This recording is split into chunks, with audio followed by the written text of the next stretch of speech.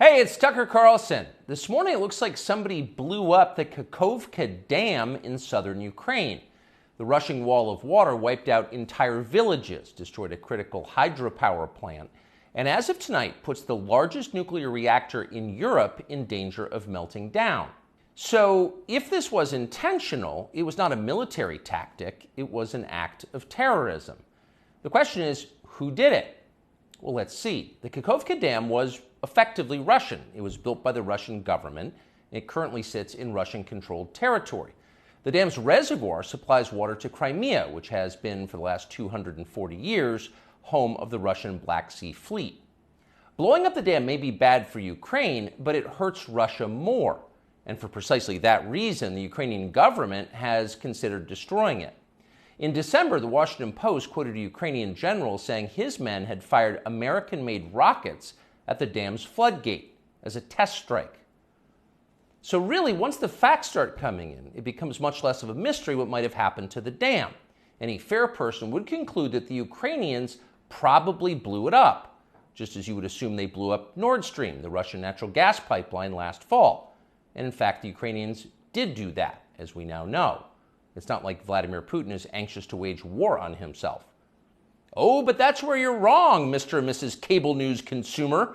Vladimir Putin is exactly that sort of man, the sort of man who'd shoot himself to death in order to annoy you. We know this from the American media, which wasted no time this morning in accusing the Russians of sabotaging their own infrastructure. Bill Kristol, the man who once told us that Saddam Hussein was responsible for 9/11, immediately denounced Putin as a war criminal and even more savagely compared him to Donald Trump. The rest of the pundit class made similar, clearly coordinated noises. Putin did it! Putin did it! And their reasoning was simple. Putin is evil, and evil people do evil things purely for the dark joy of being evil. In this specific case, Putin attacked himself, which is the most evil thing you can do, and therefore perfectly in character for a man that evil. That was their explanation. No one who's paid to cover these things seemed to entertain even the possibility it could have been the Ukrainians who did it. No chance of that. Ukraine, as you may have heard, is led by a man called Zelensky. And we can say for a dead certain fact that he was not involved. He couldn't have been. Zelensky is too decent for terrorism. Now, you see him on television, and it's true you might form a different impression. Sweaty and rat-like, a comedian turned oligarch, a persecutor of Christians, a friend of BlackRock. But don't believe your own eyes. Actually, Mr. Zelensky is a very good man. The best, really. As George W. Bush once noted, he is our generation's Winston Churchill. Of all the people in the world, our shifty, dead-eyed Ukrainian friend in the tracksuit is uniquely incapable of blowing up a dam. He's literally a living saint, a man in whom there is no sin. That's why Lindsey Graham is so attracted to him. They're just two good people, hanging out together and being good. And like all good people, when they meet in person, they spend a lot of time talking about killing people and laughing like friends do. Here's the pair last week. Free or die. Free or die. Now you are free. Yes. And we will be. And the Russians are dying. It's the best money we've ever spent. Thank you so much. No, it's... The Russians are dying. It's the best money we've ever spent, Graham says. A smile spreads across his thin, quivering lips as he forms the words. He looks like a starving man contemplating a breakfast buffet. The aroma of death has aroused Lindsey Graham. Thanks so much, replies Zelensky. He feels the same way. See, there's nothing dark here. Just two middle-aged guys celebrating the killing of a population. They don't seem like the kind of people who'd enjoy flooding villages or starting a famine. And in any case, who cares if they are? It's really not your business. Your job is to support Ukraine.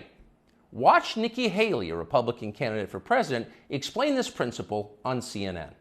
A win for Ukraine is a win for all of us. And for them to sit there and say that this is a territorial dispute, that's just not the case. To say that we should stay neutral, it is in the best interest of America. It's in the best interest of our national security for Ukraine to win. We have to see this through. We have to finish it.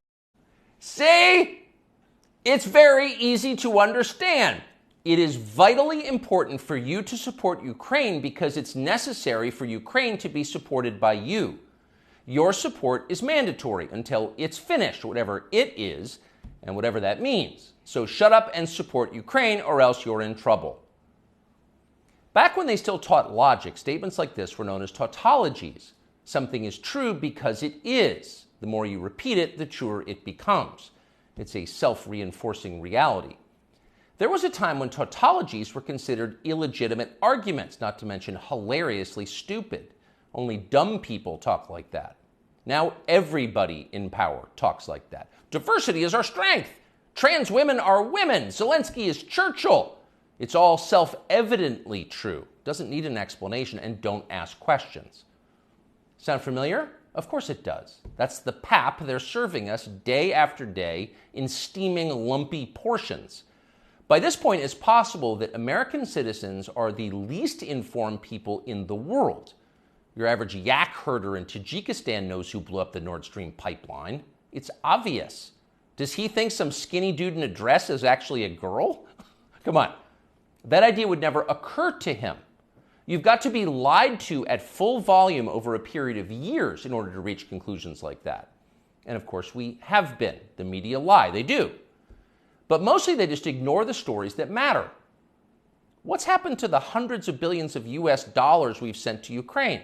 No clue. Who organized those BLM riots 3 years ago? No one's gotten to the bottom of that. What exactly happened on 9/11? Well, it's still classified. How did Jeffrey Epstein make all that money? How did he die? How about JFK? And so endlessly on. Not only are the media not interested in any of this, they are actively hostile to anybody who is. In journalism, curiosity is the gravest crime. Yesterday, for example, a former Air Force officer who worked for years in military intelligence came forward as a whistleblower to reveal that the U.S. government has physical evidence of crashed non-human-made aircraft, as well as the bodies of the pilots who flew those aircraft. The Pentagon has spent decades studying these otherworldly remains in order to build more technologically advanced weapons systems. Okay, that's what the former intel officer revealed, and it was clear he was telling the truth. In other words, UFOs are actually real, and apparently so is extraterrestrial life. Now we know. In a normal country, this news would qualify as a bombshell, the story of the millennium. But in our country, it doesn't.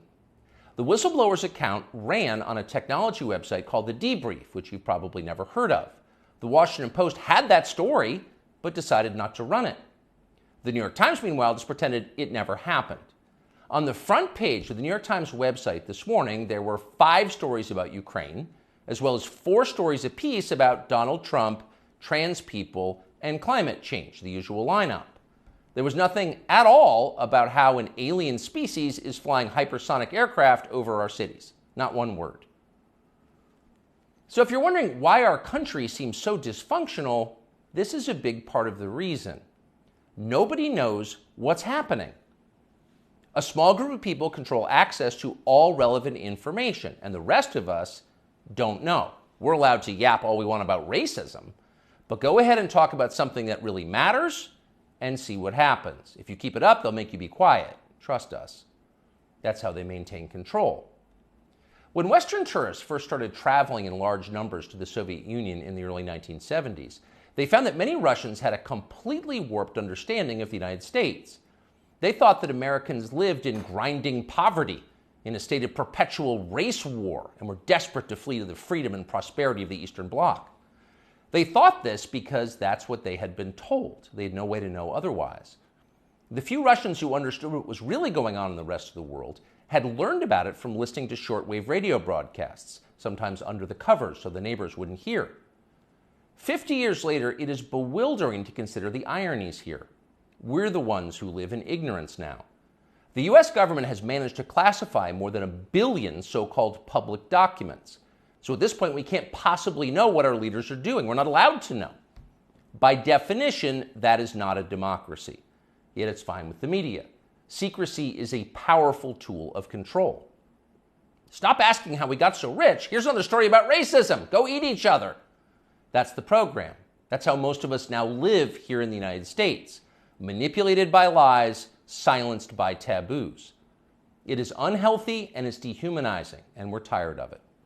As of today, we've come to Twitter, which we hope will be the shortwave radio under the blankets. We're told there are no gatekeepers here. If that turns out to be false, we'll leave. But in the meantime, we are grateful to be here. We'll be back with much more very soon. What do people say the news is full of lies?